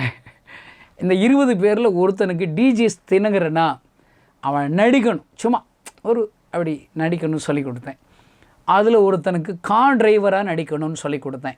கார் டிரைவராக நடிக்கணும், அப்படியே கையை வச்சுக்கணும், அப்படி நடிக்கணும். தினகரன் ஐயா வந்த உடனே எல்லோரும் போய் வரவேற்கணும், வரவேற்கணும், வாங்க வாங்க அப்படி சொல்லக்கூடாது. ஐயா இல்லை, ஐயா எவ்வளோ பெரிய ஊழியக்கார், அப்படி தாழ்மையாக சொன்ன அந்த பிள்ளைகளுக்கு சொல்லி கொடுத்தேன். இப்படிலாம் விளையாட்டுக்கு தான். அடுத்து பாட்டு பாடணும், கொயரில் அந்த 20 பேரில் கொஞ்சம் பேர் கொயரில் பாட்டு பாடணும், பயங்கரமாக பாட்டு பாடணும். அடுத்து தினகரன் ஐயா பிரசங்கம் பண்ணணும், அடுத்து தனி ஜெபம் பண்ணணும். இதான் விளையாட்டு. நல்லா இருக்குல்லங்க. நிறைய உங்கள் பிள்ளைகளுக்கு டாக்டர் ஜாமான் வாங்கி கொடுத்து விளையாடுறான், ஐயோ என் பிள்ளை ஊசி குத்துனா விளையாடுறீங்க. நான் சும்மா ஜெப விளையாட்டுன்னு சொல்லி கொடுத்தேங்க. பாருங்கள், எல்லாம் விளையாட்டு தொடங்கிருச்சு. அந்த தம்பி, குட்டி தம்பி, 4ஆ படிக்கிற ஒரு தம்பி, தினகரன் ஐயாவை எங்கே பார்த்தாருந்தில்ல, தினகரன் ஐயா மாதிரியே கண்ணை சிமிட்டுறான், சிமிட்டுறான் பாருங்கள், பயங்கரமாக பிரசங்கம் பண்ணுறான். அடுத்து தனி ஜெப நேரம் வந்துச்சுங்க. நான் சொன்னேன் அந்த தம்பிகிட்ட, நீ வாண்டு கையை வைடா, எதையாவது சொல்லி ஒரு பிளஸ்ஸிங் கொடுறான்னு. ஒரு பையன் வந்தாங்க, அவன் இயேசு அறியாத பையன், அவன் தலையில் கை வச்சு போலீஸ் அதிகாரியாக மாறுவானாக அவன் சொன்னாங்க. அடுத்து ஒருத்தன் வந்தான், இன்னொருத்தருக்கு என்ன சொல்லுவான்னு பார்த்தா அவன் கிறிஸ்துவ பையன், அவன்கிட்ட பொட்டி கடை வைப்பானாக அப்படின்னு சொன்னாங்க. இப்படி எல்லாருக்கும் ஜெபிச்சுட்டாங்க. நான் ரொம்ப வருஷங்கள் கழித்து சர்வே எடுத்தால் இவன் என்ன ஜோமன்னானோ அவன் போலீஸ் அதிகாரியாக இருக்கிறாங்க. இன்னொருத்தன் பொட்டி கடை வைப்பான்னு சொன்னாங்களே கிறிஸ்தவங்க, அவனும் பொட்டி கடை வச்சுருக்கிறாங்க. எல்லாம் அப்படியே நடந்துருச்சுங்க.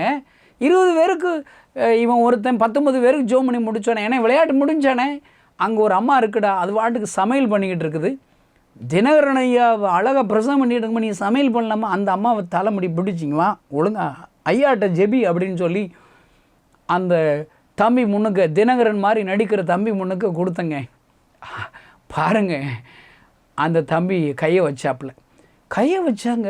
நிஜமாகவே அந்த அம்மா சரீரத்தில் பிசாசு ஆடுதுங்க.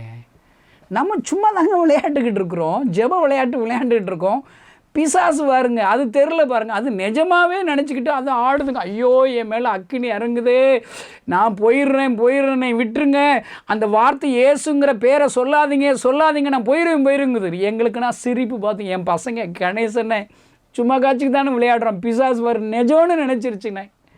இவங்க எல்லாம் ஆடுறாங்க, டண்ட நக்கன்னு ஆடுது. எவ்வளோ ஜாலி பாருங்களேன். நான் போயிடுவேன். நான் சும்மா சொன்னேன், பாவம் பிசாசு நீ எங்கே போவேன், நீ வாட்டுக்கு இருப்ப, நாங்கள் விளையாடுறோம், நிஜமாகவே ஜெபிக்கல. அது இல்லை, நான் போயிடுவேன், என் மேலே அக்கிலே இறங்குதுங்குது. டம்மன் கீழே விழுந்துச்சு, போயிடுச்சு ஐயா. அல்லேலூயா. அருமையான தேவனுடைய பிள்ளைகளே, இயேசு என்கிற நாமம் வல்லமை உள்ளது ஐயா. அன்றைக்கு என்னுடைய ஜெப வாழ்க்கையில் இன்னொரு மைல்கல் ஐயா. சும்மா விளையாட்டிற்காக நாங்கள் ஜெபிக்கிறோம். இயேசு என்கிற நாமத்தில் நாங்கள் சும்மா ஜெபம் பண்ணுறோம். ஆண்டவர் அங்கே வந்து விடுகிறாரு. இந்த செய்தியை கேட்கிற கிறிஸ்தவ நண்பர்களே, உங்கள் நேரத்தை சும்மா வச்சுருக்காதீங்க ஐயா. ஜெபத்தில் எதை கேட்டாலும் தருவேன்றார்ல, கேளுங்க ஐயா. உங்கள் கிராமத்தில் ஆலயம் கட்டணும்னு கேளுங்க ஐயா. உங்கள் கிராமத்தில் மிஷனரிகளை அனுப்பணும்னு கேளுங்க ஐயா. ஒரு ஆத்தும அறுவடை நாம் உயிரோடு இருக்கும் அது ஒரு எழுப்புதல் இந்திய தேசத்தில் வரணும்னு சொல்லி கேளுங்க ஐயா. என் ஆண்டவர் பரிதபிக்கிறார். அவர் எல்லா வாக்குத்தத்தங்களையும் உங்களுக்கும் எனக்கும் கொடுத்து விட்டார். அந்த வாக்குத்தத்தங்களின்படி நாம் ஜெபிப்போமானால் ஆண்டவர் மகிமையான காரியத்தை செய்வார். ஊழியத்திலையும் செய்வார், உங்கள் சொந்த வாழ்க்கையிலும் செய்வார். எனக்கு உங்களுக்கு என்னங்க அற்புதம் வேணும்? குழந்தை இல்லையா, கடன் பிரச்சனையா, வேலை இல்லையா, ரட்சிக்கப்படாத உங்கள் கணவருக்காக ஒவ்வொரு நாளும் அழுது கொண்டு இருக்கிறீர்களா, உங்களுக்கு ஏதோ ஒரு இட பிரச்சனையா, வழக்குகள் இருக்கிறதா, எதுனாலும் நீங்கள் ஜெபிங்க ஐயா. காசா பணமாங்க, வேலையாங்க, ஜெபிக்கிறது பெரிய வேலையாங்க. நல்ல விசுவாசத்தோடு தாழ்த்தி ஆண்டவரே இறங்கும் என்று நீங்கள் ஜெபிப்பீர்களானால் இன்றைக்கு ஒரு அற்புதத்தை உங்களுக்கு செய்வார். எல்லோரும் கண்களை மூடி நாம் ஜெபிப்போம். பரலோகத்தில் இருக்கிற எங்கள் நல்ல தகப்பனே, இந்த செய்தியை கேட்கிற ஒவ்வொருவருக்காக நான் ஜெபிக்கிறேன். உங்களுடைய வாக்குத்தத்தத்திற்காக ஸ்தோத்திரம். நீங்கள் விசுவாசம் உள்ளவர்களாய் ஜெபத்தில் எவைகளை கேட்பீர்களோ அவைகள் எல்லாம் பெறுவீர்கள் என்று சொன்னீரே. அப்பா, என்னோடு கூட சேர்ந்து என்ன அற்புதம் வேண்டும் என்று சொல்லி யாரெல்லாம் ஜெபிக்கிறார்களோ அவர்கள் ஜெபத்திற்கு இப்பொழுதே பதில் வருவதாக இயேசுவின் நாமத்தினாலே பலவீனங்கள் இப்பொழுதே தள்ளுண்டு போ என்று கட்டளை கொடுக்கிறேன். வியாதியை இயேசுவின் நாமத்தில் வெளியேறு, பொல்லாத பிசாசே இந்த செய்தியை கேட்கிற ஒவ்வொரு சரீரத்தை விட்டு வீட்டை விட்டு வெளியேறு என்று கட்டளை கொடுக்கிறேன். இனி தொடாதே என்று கட்டளை கொடுக்கிறேன். ஒவ்வொருவருக்கும் தேவையான அற்புதத்தை செய்யும் இயேசு நாமத்தினால் பிதாவே. இந்த செய்தி நிச்சயமாக உங்களை செயல்பட தூண்டிருக்கும் என விசுவாசிக்கிறோம். ஆண்டவராக இயேசு கிறிஸ்துவின் நாமத்தினால் உங்கள் அனைவருக்கும் அன்பின் வாழ்த்துக்களை தெரிவித்துக் கொள்கிறோம். என்னோட பேர் ஞான புஷ்பம். நான் ஒரு கிறிஸ்தவ குடும்பத்துல தான் பிறந்து வளர்ந்தேன். ஆலயத்துக்கு போறது, வசனம் படிக்கிறது, இப்படி எல்லா காரியத்திலும் கிறிஸ்தவ முறைப்படி வளர்க்கப்பட்டு வந்தேன். என்னுடைய வாலிப நாட்கள்ல ஒரு யூத் மீட்டிங்ல நான் ஆண்டவருக்குன்னு சொல்லி என்னுடைய வாழ்க்கையை ஒப்பு கொடுத்தேன். அப்புறமா எனக்கு திருமணம் ஆச்சு. எனக்கு திருமணமாகி 2 பிள்ளைங்க பிறந்தாங்க. எல்லாருடைய வாழ்க்கையும் போலவும் என்னுடைய வாழ்க்கையும் ரொம்ப சந்தோஷமா சமாதானமா போயிட்டு இருந்தது. என்னுடைய கணவர் ஒரு ஷேர் மார்க்கெட்டிங் பிஸ்னஸ் பண்ணிட்டு இருந்தாங்க. அந்த பிஸ்னஸ்ல நல்ல வருமானம் கிடைச்சது. எங்களுக்கு போக மீதியான எல்லாற்றையும் நிறைய பேருக்கு ஹெல்ப் பண்ணக்கூடிய அளவுக்கு நாங்க ஆசீர்வாதமா இருந்தோம். திடீர்னு ஒரு நாள் ஒரு ஃபோன் கால் வந்தது. அந்த ஃபோன்ல அவங்களோட பிஸ்னஸ் பார்ட்னர் எல்லா பணத்தையும் எடுத்துட்டு எங்கேயோ போயிட்டாரு அப்படின்னு சொல்லி அந்த ஃபோன்ல சொல்லப்பட்டது. உடனே எங்களுக்கு என்ன செய்யறது அப்படின்னு சொல்லி தெரியல. எங்களை நம்பி பணம் கொடுத்தவங்க எல்லாரும் கம்பெனி எங்களுக்கு பொறுப்பு இல்லை, எங்களுடைய பணத்துக்கு எல்லாம் நீங்க தான் பொறுப்பு அப்படின்னு சொல்லி எங்களை ரொம்பவே நெருக்க ஆரம்பிச்சிட்டாங்க.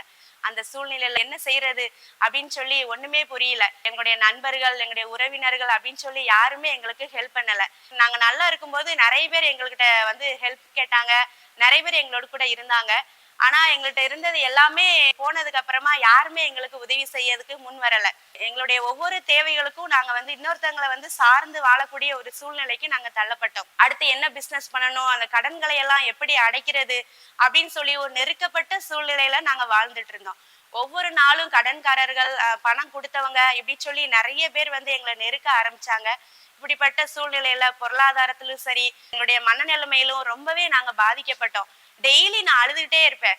ஒரு நாள் கூட நல்லா சாப்பிட முடியாம, பிள்ளைகளை கூட சரியா கவனிக்க முடியாத அளவுக்கு மனதளவுல நான் பாதிக்கப்பட்டேன். இப்போ நான் ஒரு நாள் ரொம்ப அதை குறிச்சு அழுதுட்டே இருக்கும்போது என்னுடைய சகோதரன் என்கிட்ட ஒரு நாள் பேசினாங்க. நீ எதுக்கு இப்படி டெய்லி அழுதுட்டே இருக்க? நம்முடைய வாழ்க்கையில ஆண்டவரை அறியாம எதுவுமே நம்முடைய வாழ்க்கையில நடக்காது.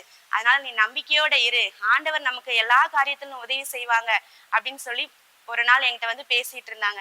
அதுல இருந்து எனக்கு ஒரு புது நம்பிக்கை கிடைச்சது. ரோமர்ல சொல்லப்பட்ட வார்த்தையின்படியாக தேவனிடத்துல அன்பு கூறுகிறவர்களுக்கு சகலமும் நன்மைக்கு ஏதுவாக நடக்கிறது அப்படிங்கிறத அறிந்திருக்கிறோம் அப்படின்னு சொல்லி அந்த வசனம் எனக்கு ஞாபகம் வந்தது. நான் அதுல இருந்து அழுகிறதெல்லாம் விட்டுட்டு நான் நம்பிக்கையோட ஆண்டவர் நம்முடைய வாழ்க்கையில ஒரு நாள் அற்புதம் செய்வார் அப்படின்னு சொல்லி நம்பிக்கையோடு கூட நான் இருந்தேன். எங்க தெரிந்த ஒரு நண்பர் மூலமாய் கிராம மிஷனரி இயக்கத்தை பத்தி நாங்க கேள்விப்பட்டோம். வாலண்டியரா தான் என்னுடைய கணவர் வந்தாங்க. அப்புறம் டேவிட் கணேசன் அண்ணனுடைய செய்தியை கேட்டு தன்னுடைய வாழ்க்கையை ஆண்டவருக்கு அர்ப்பணித்ததன் மூலமா நாங்க குடும்பமாய் ஊழியத்திற்கு அர்ப்பணித்தோம். ஊழியத்திற்கு அர்ப்பணித்தது நிமித்தமா ஆண்டவர் எங்களுடைய எல்லா நெருக்கங்களையும் மாற்றினார். இழந்து போன எங்களுடைய சந்தோஷம், எங்களுடைய சமாதானம் எல்லாவற்றையும் ஆண்டவர் திரும்ப பெறுவதற்கு எங்களுக்கு உதவி செய்திருக்கிறார். இதே போல ஏதோ ஒரு காரியத்துல, உங்களுடைய பிசினஸ்ல இல்ல உங்க குடும்பத்துல எதையாவது நீங்க இழந்து நம்பிக்கை இல்லாதவர்களா நீங்க இருந்தீங்கன்னா உங்களுடைய வாழ்க்கையை நீங்க ஏசப்பாவுக்கு அர்ப்பணித்து பாருங்க, ஊழியத்திற்கு ஒப்பு கொடுத்து பாருங்க. உங்களுடைய வாழ்க்கைய அநேகருக்கு ஆசீர்வாதமாய் மாற்றுவதற்கு அவரால முடியுங்க. நீங்களும் ஊழியத்திற்கு அர்ப்பணிங்க, ஆண்டவர் உங்களை ஆசீர்வதிப்பார்.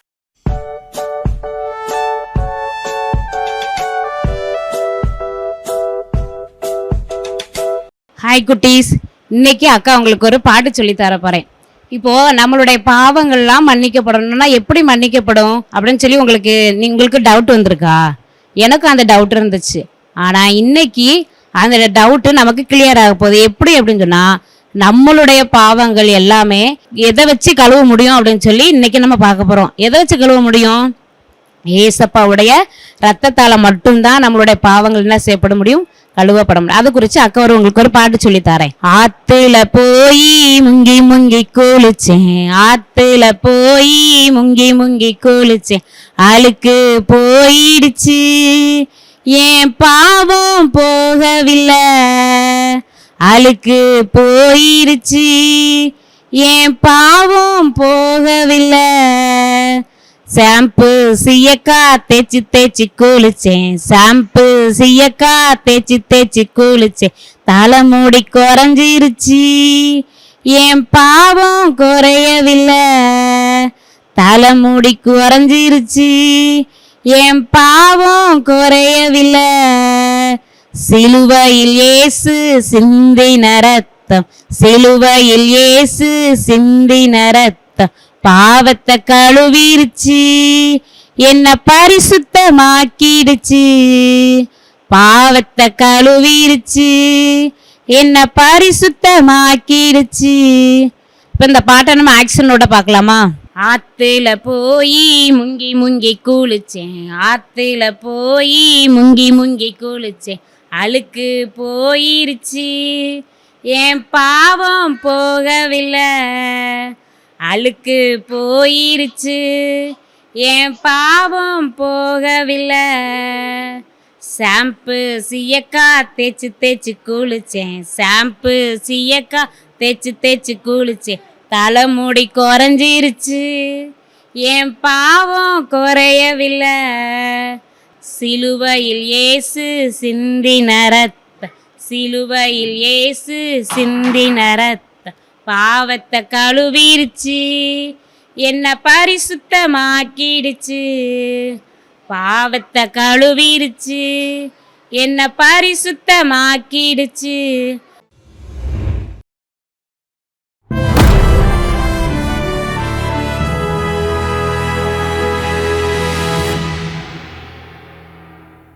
ஐயோ, நேற்று வாங்கி வச்ச கடலை மிட்டாய்க்கு எறும்பா வந்துருச்சே. சே, எறும்பை பார்த்து கோபமாக வருது எனக்கு. காசு கொடுத்து வாங்கி வச்சிருக்கிற நம்ம ஸ்நாக்ஸுக்கு எறும்பு வந்துருச்சு பாருங்க. ஸ்கூலில் படிக்கும்போது ஒரு எறும்பு இருக்கும், எனக்கு தெரியும். அந்த எறும்பை பார்த்தா தட்டி விட்டுருவேன், ரொம்ப கேர்ஃபுல்லாக இருப்பேன். அது கடிச்சிருச்சுன்னா எங்கள் போய் ஸ்கூலில் ஹெட் மாஸ்டர்கிட்ட சொன்னால் உடனே வீட்டுக்கு என்னை அனுப்பிடுவார். ஏன்னா அது தெரியும், இது கடிச்சிட்டா எனக்கு ஒரு 1/4 மணி நேரத்தில் உடம்பு ஃபுல்லாக வீங்கிரும், அலர்ஜி. அந்த எறும்புனாலே பாருங்க எனக்கு பிடிக்க மாட்டேங்குது. ஆனால் நீதிமொழிகள் 6வது அதிகாரத்தில் வசனம் 6லேருந்து எறும்பை அங்கே ஆண்டவர் நமக்கு முன்னாடி நிப்பாட்டுறார். ஞானத்தை போதிக்கிற ஒரு புத்தகத்தின் போதகராக ஆண்டவர் நிப்பாட்டுறார். எறும்பிட்ட இருந்து கற்றுக்கோப்பா, உனக்கு பிடிக்கல விடு, அது ரொம்ப குட்டையாக இருக்கு, நீ அற்பமாக நினச்சிடாது, அதுக்கு ஒரு பெரிய ஞானத்தை நான் வச்சிருக்கிறேன். அப்படியே ஆண்டவரே, என்ன ஞானம் ஆண்டவரே, அதை போல சுறுசுறுப்பாயிரு என்று சொல்லி அந்த பகுதியிலே ஆண்டவர் கற்றுக் கொடுக்கிறார். டயத்துக்கு டிசிப்ளினாக ஒர்க் பண்ணி தனக்கு தேவையானதை சேர்த்து வைக்கிற ஒரு எறும்பு நம்முடைய வாழ்க்கையிலே ஞானத்தை போதிக்கிற ஒரு முக்கியமான ஒரு அம்சமாய் ஆண்டவர் வாழ்க்கையில வைத்திருக்கிறார். இந்த எறும்பு நம்மை பார்த்து கேட்கறது, ஒரு பிஸ்னஸ் மேனை பார்த்து கேட்குது, நீ சுறுசுறுப்பாக இருக்கியா, இல்லை உன் பிஸ்னஸ் படுத்துக்கணும். ஹவுஸ் ஒய்ஃபா ஒரு குடும்ப தலைவியாக இருக்கியா, குடும்பத்தில் நீ சுறுசுறுப்பாக வீடை நல்லா வச்சுருக்கிறியா, வீடை நல்லா பெருக்கி ஒற்றை இல்லாமல் இருக்கா, சுறுசுறுப்பு இல்லாட்டி வீடு அசிங்கமாயிரும். ஒரு ஸ்டூடெண்ட், ஒரு மாணவனா நீ உன்னுடைய பாடங்களை ஹார்ட் ஒர்க் பண்ணி படிக்கிறியா, இல்லாட்டி ஒன்றும் கதையாகாது. ஆண்டவரை குறை சொல்லக்கூடாது. நம்ம சுறுசுறுப்பாக இல்லாமல் வாழ்க்கையிலே வரக்கூடிய வறுமைகளை ஆண்டவரை காரணம் காட்டக்கூடாது. இந்த எறும்பு ஒரு ஊழியக்காரனை பார்த்து என்ன தெரியுமா கேட்குது, என்ன பார்த்தோம் ஒருவேளை ஊழியம் செய்கிற உங்களை பார்த்து என்ன தெரியுமா கேட்குது, ஊழியத்தில் சுறுசுறுப்பாக இருக்கிறீங்களா, சோம்பேறியாக இருந்தால் அவ்வளோதான், ஊழியத்தை மூடிட வேண்டியதுதான். சிலர் நினைப்பாங்க என்னை கூப்பிட்டு பயன்படுத்துங்க, இப்படி யாராவது நம்மளை கூப்பிட்டு பயன்படுத்துவாங்க. சிலர் வெயிட் பண்ணிக்கிட்டே இருப்பாங்க, யாரும் நம்மளை கூப்பிட மாட்டாங்க. பயங்கர வரங்கள் ஒருவேளை உங்களுக்கு இருந்தால் கூப்பிடலாம். நமக்கு இருக்கிற வரங்களை வைத்து நமக்கு தெரிந்த ஊழியத்தை சுறுசுறுப்பாய் செய்தால்தான் ஆண்டவருடைய ராஜ்யம் கட்டப்படும், நமக்கு வாழ்க்கைக்கான தேவைகள் சந்திக்கப்படும். சோம்பேறியா இருந்தனா வறுமை ஆயுதம் அணிந்தவனை போல வரும்னு சொல்லி அந்த நீதிமொழிகள் 6வது அதிகாரத்தில் எழுதியிருக்கு. இந்த எறும்பருடைய ஒரு ஸ்பெஷல் கேரக்டர் நீதிமொழிகள் 6:7 எழுதியிருக்கு. தலைவனும் அதிகாரியும் அதுக்கு இல்லை, ஆனாலும் டிசிப்ளினா இருக்குன்னு ஆண்டவர் அதை குறித்து ஒரு சாட்சி கொடுக்கிறார். எறும்பு லைனில் போகும்போது பக்கத்தில் இருந்து இன்னொரு 4 பெரிய ரவுடி எறும்பு நின்று வரிசையாக போனால் விரட்டிகிட்டு இருக்காது, அது பாட்டு கரெக்டாக போயிட்டு இருக்கும். Self discipline. நம்ம வாழ்க்கையில் எப்படி இருக்கிறோம், யாராவது பார்க்குறாங்கன்னு வாழ்க்கையில் ஒழுங்காக இருக்கமா, யாரும் பார்க்காட்டியும் ஒழுங்காக இருப்போமா, அது எறும்பு நம்மகிட்ட பார்த்து கேட்குற ஒரு கேள்வி. மோசே இங்கும் அங்கும் பார்த்து ஒருத்தனை கொலை பண்ணிட்டான்னு எழுதியிருக்கு. இங்கிட்ட அங்கிட்டு யாராவது தன்னை பார்க்குறாங்களா? யாத்திராகமம் 2:11-12 எழுதியிருக்கு. யாரும் தன்னை பார்க்கலன்னு நினச்சிக்கிறார். அதனால பெரிய பிரச்சனைகள். யோசேப்பு பார்க்குறோம், போத்திபாருடைய மனைவியோடு தவறு செய்ய ஒரு சூழ்நிலையில் வருகிறது, யாருமே அங்கே பார்க்க இல்லை. ஆதியாகமம் 39:9 சொல்கிறாரு, தேவனுக்கு விரோதமாய் யாரும் என்ன பார்க்கலான்னு நினச்சிடக்கூடாது, என்னை தேவன் பார்த்து கொண்டிருக்கிறாரே. தலைவனும் அதிகாரியும் இல்லாவிட்டாலும் தன்னை ஒழுங்காய் காத்து கொள்ளுகிற ஒரு யோசேப்பு. இதெல்லாம் எறும்பு நமக்கு ஞாபகப்படுத்துகிறது.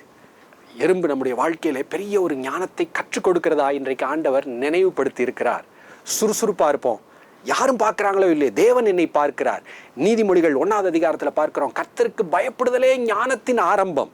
அவர் என்ன பார்க்கிறார், அதை பேஸ் பண்ணி நான் வாழ்கிறேன். யார் என்ன கவனிக்கிறான்னு கவனிக்கல, அவர் என்னை பார்க்கிறார். அங்கதான் உண்மையான ஞானம் ஆரம்பமாகிறது என்று சொல்லி நீதிமொழிகளின் முதல்ல அங்கே நம்ம பார்க்குறோம். எறும்பிடத்திலிருந்து கற்றுக்கொண்டு ஞானவான்களாய் மாறுவோம். நான் ஆரம்பத்தில் சொன்னேன், எறும்பு எனக்கு பிடிக்காதுன்னு சொன்னேன். அதை பார்த்தாலே அலர்ஜி. எனக்கு தெரிஞ்ச ஒரு குடும்பம், ரொம்ப பிரியமான ஒரு அண்ணன், அவங்க வீட்டுக்கு அடிக்கடி போவேன். ஸ்நாக்ஸ்லாம் எடுத்து வைப்பாங்க, நல்லா சாப்பிட்றதுக்கு கேக்லாம் இருக்கும். அதில் ஒரு சின்ன பீஸை பிச்சு ஜன்னல் ஓரமாக வைப்பாங்க. என்னென்ன செய்கிறீங்க, அந்த எறும்புலாம் சாப்பிட்டு போகும்லப்பா. எனக்கு ஆச்சரியமாக இருக்கும், தம்பி அதெல்லாம் நம்மளை நம்பி தானேப்பா நம்ம கூட இருக்குது, அதெல்லாம் கவனிக்கணும்ல. என்ன அன்பு பாருங்களேன். நீதிமான் மிருக ஜீவன் மேலே காப்பாற்றுகிறான், அன்பாக இருக்கிறான்னு சொல்லி நீதிமொழிகள் 12:10 சொல்லியிருக்கு. இப்படிப்பட்டவங்களாம் பார்க்கும்போது எவ்வளோ சந்தோஷமாக இருக்குல்ல. இது மாதிரி நம்மளும் இருக்கணும், அன்பாக இருக்கணும், சுறுசுறுப்பாக இருக்க வேண்டும் என்று சொல்லி ஆண்டவர் இந்த நாளிலே விரும்புகிறார். நீங்களும் எங்களோடு இணைந்து தேவனுக்காக ஏதாவது செய்ய விரும்புகிறீர்களா? கீழ்கண்ட எங்களது ஊழிய திட்டத்திற்காக ஜெபிக்க முன்வரலாமே. தமிழ்நாடு மற்றும் பிற மாநிலங்களிலும் ஆலயம் கட்ட தேவையாய் உள்ள 1000 கிராமங்களில் இடம் வாங்கி ஆலயம் கட்டப்பட ரூபாய் 5 லட்சமோ அல்லது அதில் ஒரு பகுதியோ கொடுத்து ஆலயம் கட்டி கொடுப்போர் எழும்ப ஜெபியுங்கள். சூனேமியால் எலிசாவுக்கு ஒரு அறை வீட்டை கட்டி கொடுத்தது போல புதிய மிஷனரிகள் தங்கி பயிற்சி எடுப்பதற்கு ரூபாய் 2 லட்சம் கொடுத்து ஒரு மிஷனரி வீட்டை கட்டி கொடுப்போர் எழும்ப ஜெபியுங்கள். நாம் சந்திக்கும் வாலிபர்கள் மற்றும் ஆரம்ப விசுவாசிகளை கிறிஸ்துவுக்குள் வளரச் செய்ய ரூபாய் 300 கொடுத்து முழு வேதாகமும் வாங்கி கொடுப்போர் எழும்ப ஜெபியுங்கள். நாம் பணி செய்யும் 8 மாநிலங்களிலும் உள்ள 850 மிஷனரிகளை மாதந்தோறும் ரூபாய் 10,000 கொடுத்தோ அல்லது இயன்ற காணிக்கையை கொடுத்தோ தாங்குவோர் எழும்ப ஜெபியுங்கள். தமிழ்நாடு மற்றும் பிற மாநிலங்களிலும் துரிதமாக சுவிசேஷம் அறிவிக்கவும் பின்தொடர் பணிக்காகவும் சுவிசேஷ வாகனங்கள் வாங்கி கொடுப்போர் எழும்ப ஜெபியுங்கள். தங்கள் வாலிப மற்றும் சிறு பிள்ளைகள் ரட்சிக்கப்பட, அபிஷேகிக்கப்பட மற்றும் இயேசுவுக்கு சாட்சியுள்ள பிள்ளைகளாக வளர கண்மணி பிள்ளைகள் இயேசுவுக்காக திட்டத்தில் தங்கள் பிள்ளைகளை இணைக்கிற பெற்றோர்கள் எழும்ப ஜெபியுங்கள். இந்தியா முழுவதிலும் இன்னும் துரிதமாக நம் மிஷனரி பணிகள் நடக்க மாதந்தோறும் அல்லது வருடத்திற்கு ஒரு முறையாவது ரூபாய் 1000 கொடுத்து எழுப்புதல் விரும்பும் பங்காளர் திட்டத்தில் இணைகிற அநேகர் எழும்ப ஜெபியுங்கள். மேலும் எங்களோடு தொடர்பு கொள்ள விரும்பினால் திரையில் காணும் எங்கள் முகவரியும் குறித்துக் கொள்ளுங்கள். கிராம மிஷனரி இயக்கம், தபால் பெட்டி எண் 51, விருதுநகர் 626001. இந்த நிகழ்ச்சியையோ அல்லது எங்கள் ஊழியத்தையோ நீங்கள் தாங்க விரும்பினால் எங்கள் தொலைபேசி எண்ணை குறித்துக் கொள்ளுங்கள். 7378000444. கர்த்தர் தாமே உங்களை ஆசீர்வதிப்பாராக. தேவனுக்காய் ஏதாவது ஒரு ஊழியம் செய்ய வேண்டும் என்று விரும்புகிற உங்களுக்கு ஓர் நற்செய்தி. நமது கெத்செமனே வளாகத்தில் ஊழியர் பயிற்சி முகாம் வருகிற மார்ச் 4ஆம் தேதி திங்கட்கிழமை மாலை 6 மணி முதல் 7ஆம் தேதி வியாழக்கிழமை மதியம் 2 மணி வரை ஊழியர் பயிற்சி நடைபெற உள்ளது. இடம் கெத்செமனே வளாகம், விருதுநகர். தேவ செய்தியாளர் சகோதரர் கே. டேவிட் கணேசன் அவர்கள். நீங்கள் பகுதி நேரமாகவோ முழு நேரமாகவோ ஊழியம் செய்து கொண்டிருக்கலாம் அல்லது ஊழியம் செய்யும் வாஞ்சியோடு இருக்கலாம். தேவனுக்காய் செயல்பட வாஞ்சியோடு இருக்கும் யார் வேண்டுமானாலும் இந்த ஊழியர் பயிற்சியில் கலந்து கொள்ளலாம். மேலும் விவரங்களை அறிய 8838402959. வாருங்கள், நாம் எல்லோரும் இணைந்து தேவனுடைய ராஜ்யத்தை கட்ட நம்மால் இயன்றதை செய்வோம். கர்த்தர் உங்களை ஆசீர்வதிப்பாராக. ஸ்ரீவில்லிபுத்தூர் மற்றும் அதை சுற்றியுள்ள கிராமங்களில் உள்ள தேவ பிள்ளைகளுக்கு ஓர் அழைப்பு. மதுரை முகவை திருமண்டலம் ஸ்ரீவில்லிபுத்தூரில் உள்ள தூய தோமா ஆலயத்தில் தபசுகால நற்செய்தி கூட்டங்கள். நாள் மார்ச் 8, 9, 10, வெள்ளி, சனி, ஞாயிறு ஆகிய 3 நாட்களும் மாலை 6:30 மணிக்கும், சனிக்கிழமை காலை 10 மணி உபவாச கூடுகையிலும், ஞாயிறு காலை 8:30 மணிக்கு ஆலய ஆராதனையிலும் தேவ செய்தி அளிக்கிறார் நமது சகோதரர் கே. டேவிட் கணேசன் அவர்கள். தேவ பிள்ளைகளே, இந்த கூட்டங்களில் கலந்து கொள்ள உங்களை அன்புடன் அழைக்கிறோம்.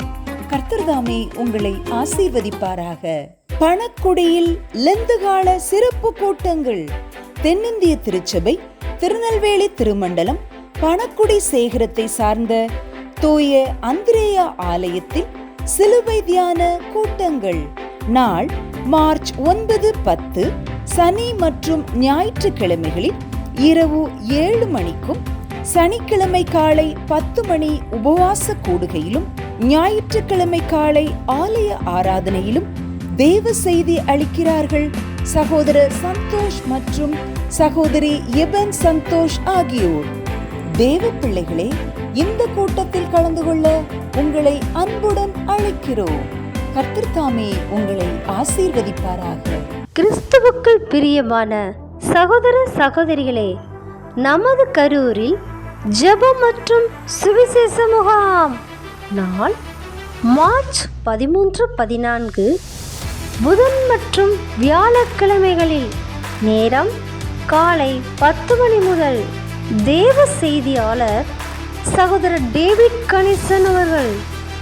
இடம் பாக்கியராஜ் திருமண மண்டபம், A1 தியேட்டர் பின்புறம், வெங்கவேடு, கரூர். வாருங்கள், பங்கு பெறுங்கள். கர்த்தருக்காக செயல்படுங்கள்.